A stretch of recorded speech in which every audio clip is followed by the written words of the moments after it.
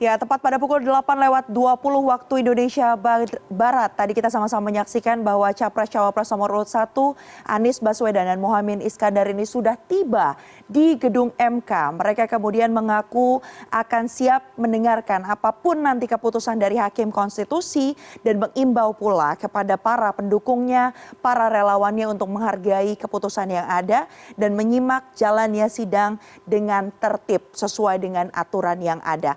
Sekitar atau kurang dari 30 menit lagi kita akan bersama-sama menjadi saksi dimulainya sidang perselisihan hasil pemilihan umum atau sidang sengketa hasil Pilpres yang akan berlangsung di Mahkamah Konstitusi.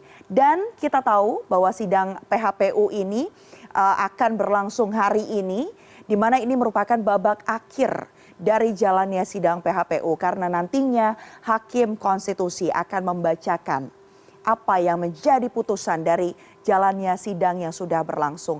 Dan sebelum kita nanti simak bersama, seperti yang tadi disampaikan oleh rekan saya, kita akan flashback dulu. Ada satu kejadian menarik yang terjadi pada April lalu, di mana 4 orang menteri dari Presiden Joko Widodo ini dihadirkan langsung dalam sidang sengketa hasil Pilpres di Mahkamah Konstitusi. Apa saja yang kemudian menjadi poin-poin yang disampaikan? Saya akan sampaikan dulu siapa saja yang hadir. Yang pertama ada Menteri Koordinator Bidang Pembangunan Manusia dan Kebudayaan Muhadjir Effendi, ada pula Menteri Koordinator Bidang Perekonomian Erlangga Hartarto, dan juga ada Menteri Sosial Tri Risma Harini dan Menteri Keuangan Sri Mulyani. Keempatnya ini hadir dalam sidang yang berlangsung pada 5 April 2024 lalu. Kita akan refresh sedikit apa saja poin-poin penting yang disampaikan. Ini dia data yang sudah dihimpun oleh tim Litbang CNN Indonesia dikutip dari cnnindonesia.com. Poin pertama yang disampaikan oleh Muhadjir Effendi saat memberikan keterangan. Muhadjir Effendi menjelaskan apa tujuan dari pemberian atau pembagian bansos beras kepada masyarakat dalam program bantuan beras cadangan pangan pemerintah pada Januari hingga ke Juni 2024 ya. Itu yang disampaikan. Ini dinyatakan merupakan upaya untuk mencegah kenaikan angka kemiskinan di Indonesia sekaligus untuk mencapai target penurunan angka kemiskinan, di mana program ini juga disebut sebagai perpanjangan dari adanya program di tahun 2023. Poin ini memang disampaikan atau dielaborasi oleh Muhadjir Effendi karena sempat dibahas oleh tim Anies Caimin maupun tim Ganjar Mahfud.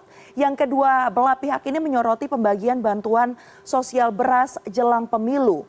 Untuk itu Muhadjir juga dengan tegas menepis bahwa bansos diberikan oleh pemerintahan Presiden Joko Widodo ada kaitannya atau dengan tujuan pemilu 2024. Lalu Presiden Jokowi juga dinyatakan sering melakukan kunjungan kerja. Artinya Menko PMK ini juga menyampaikan bahwa kunjungan kerja Jokowi dalam bagiannya atau membagikan bansos ke daerah-daerah ini merupakan gaya kepemimpinan yang memang sehari-hari dilakukan oleh Jokowi dan tidak baru dilakukan sekarang saja.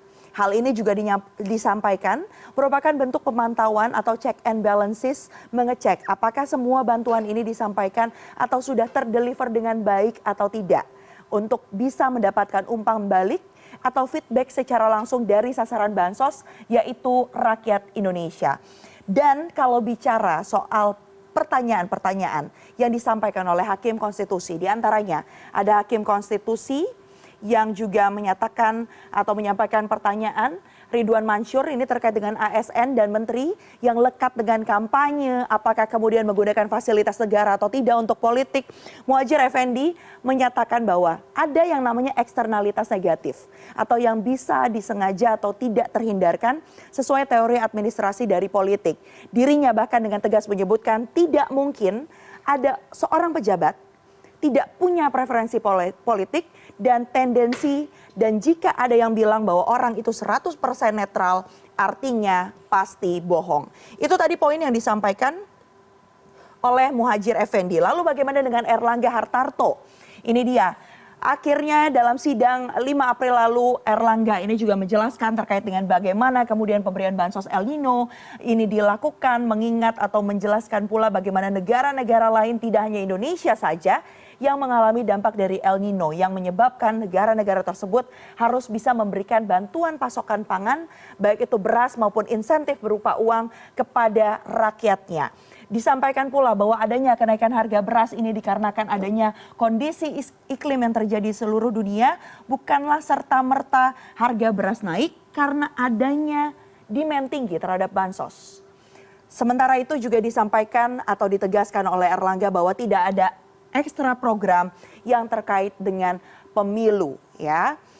Sementara itu yang juga disampaikan oleh Sri Mulyani yang merupakan Menteri Keuangan. Ini kaitannya tentu apa? Kalau Sri Mulyani betul sekali kaitannya dengan bagaimana APBN yang ada.